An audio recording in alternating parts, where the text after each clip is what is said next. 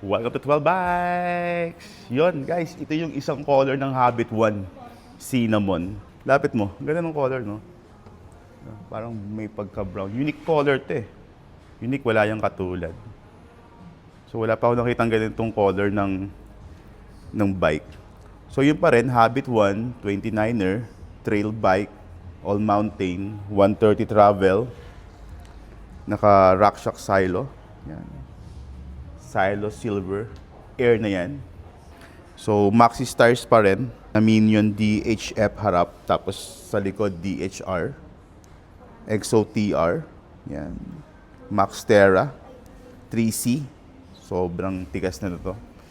Tapos yung wheelset niya WTB ST, I30, Shimano hubs, tapos yung spokes niya Shimano rin.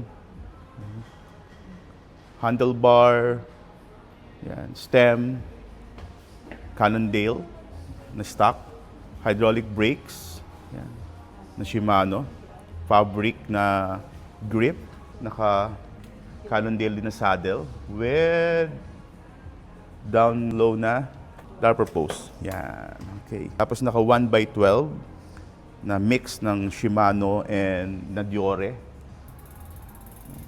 Ito rin Diore, under Diore din to eh. Ito mga ganitong style. So M5, M4. Yan, 1x. Ganda, di ba? So guys, ang SRP nito is 105. Ngayon naka-sale siya ng 84,000 na lang. So meron tayong medium, meron tayong large. I think meron pang na small size nito. Yan guys, kung ready na kayo sa trail or meron kayong ibang mountain bike, gusto nyo mag-venture sa trail, Cannondale, one of the best trail bike, Habit 1. And meron din tayong Habit 2 and 3.